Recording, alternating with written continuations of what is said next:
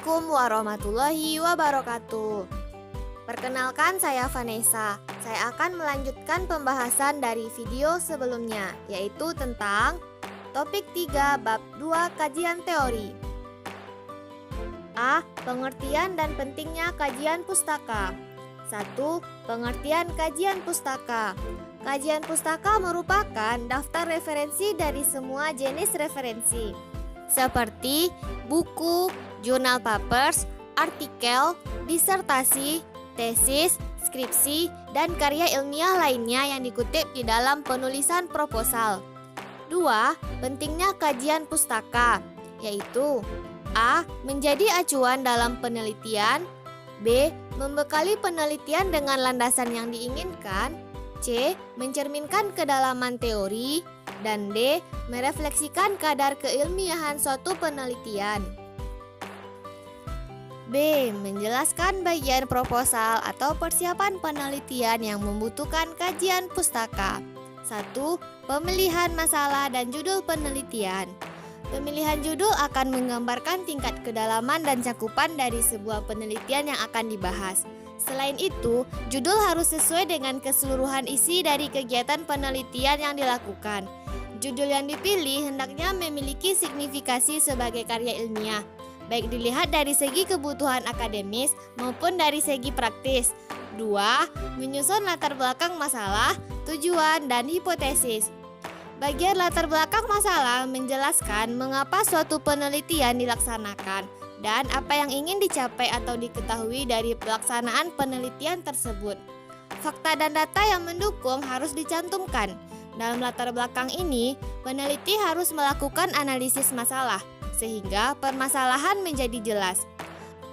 Jadi, latar belakang masalah harus memiliki gambaran yang jelas mengenai pemikiran ilmiah dengan cara mengemukakan masalah dan menghadapkan pada beberapa pustaka yang relevan yang dapat menuntun pembaca menuju kepada pemikiran logis.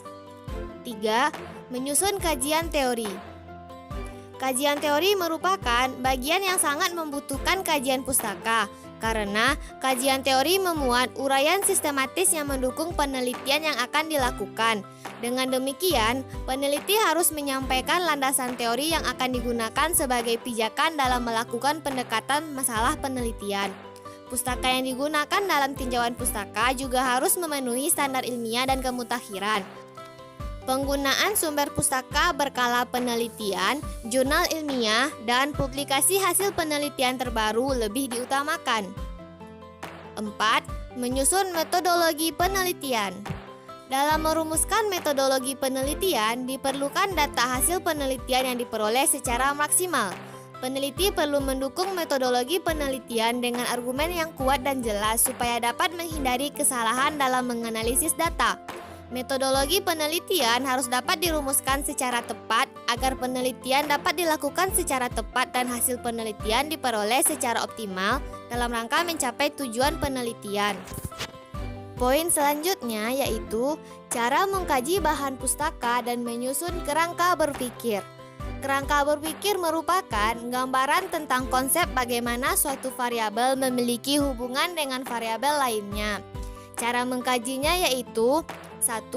Mulailah dengan mengidentifikasi kata kunci topik penelitian untuk mencari materi, referensi, dan bahan pustaka yang terkait.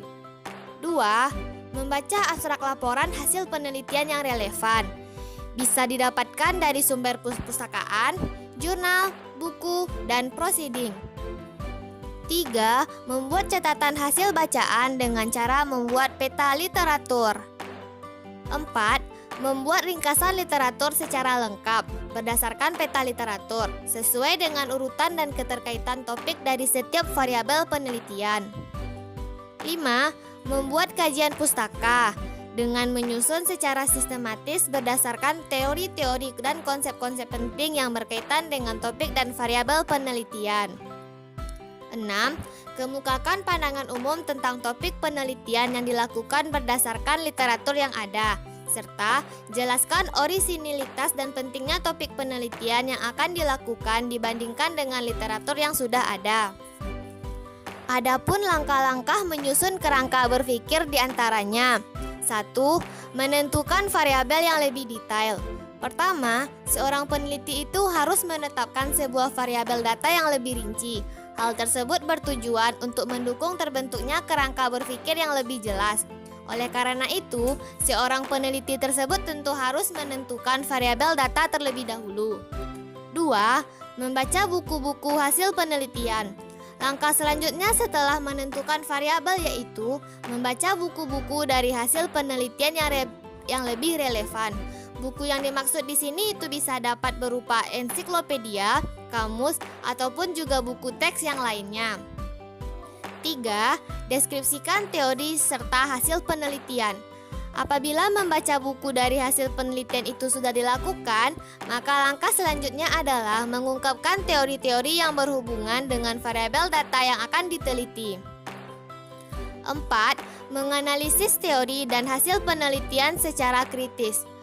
Pada tahap ini, yang harus dilakukan adalah menganalisis teori serta hasil penelitian secara kritis. Namun, dalam proses menganalisis, seorang peneliti tersebut bisa atau dapat mengaji teori yang sudah ditetapkan sesuai dengan objek penelitian ataupun tidak. D. Aturan pengutipan penulisan berdasarkan body note, footnote, dan endnote. Pengutipan adalah proses meminjam pendapat ahli disiplin tertentu, baik secara langsung maupun tidak langsung yang dituangkan dalam sebuah karya ilmiah. 1. Aturan pengutipan body note. Body note adalah bentuk referensi dari penulis yang mencantumkan sumber kutipan langsung setelah selesainya kutipan yang menggunakan tanda kurung. Ada 2 cara menuliskan body note.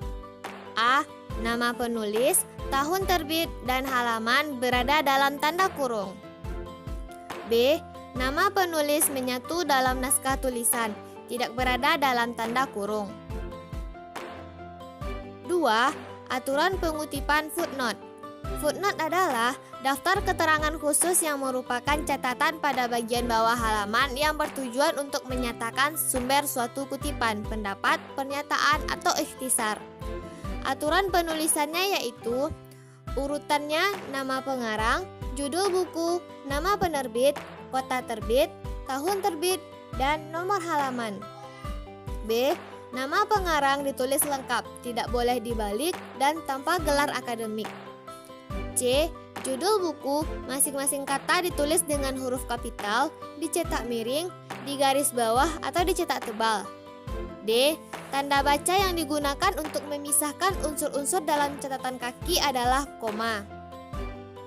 Dalam suatu karya ilmiah, ada 2 catatan kaki. Yang pertama, catatan kaki lengkap. Yang kedua, catatan kaki singkat yang terdiri dari ibid, objit, dan logit. 3. Aturan pengutipan endnote. Endnote atau catatan akhir adalah catatan referensi yang diletakkan di akhir suatu karya tulis ilmiah sebelum daftar pustaka. Pada dasarnya, teknik penulisan endnote persis sama dengan footnote. Demikian pula ketentuan-ketentuan yang berlaku untuk footnote juga berlaku untuk endnote, termasuk ketentuan untuk penulisan daftar pustaka. Perbedaannya, endnote diletakkan di bagian akhir suatu karya tulis ilmiah. Poin selanjutnya yaitu penelitian relevan dan cara penulisannya. Penelitian relevan adalah suatu penelitian yang sebelumnya sudah pernah dibuat dan dianggap cukup relevan serta mempunyai keterkaitan dengan judul dan topik yang akan diteliti yang berguna untuk menghindari terjadinya pengulangan penelitian dengan pokok permasalahan yang sama. Cara penulisannya yaitu 1.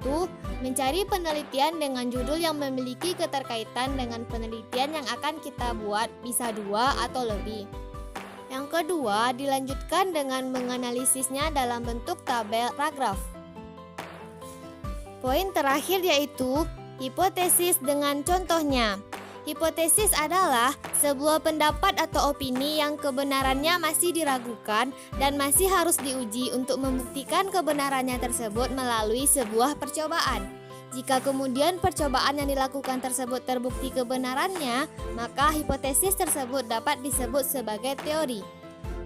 Contoh, dengan judul skripsi, meningkatkan hasil belajar matematika melalui penerapan model pembelajaran kooperatif, tipe Tim Games Turnamen atau TGT pada siswa kelas 5 SDN Kedung Jambal 02, Kabupaten Sukoharjo tahun ajaran 2013-2014. Berdasarkan judul tersebut, hipotesisnya yaitu apakah melalui penerapan model pembelajaran kooperatif tipe Tim Games Turnamen atau TGT pada siswa dapat meningkatkan hasil belajar matematika?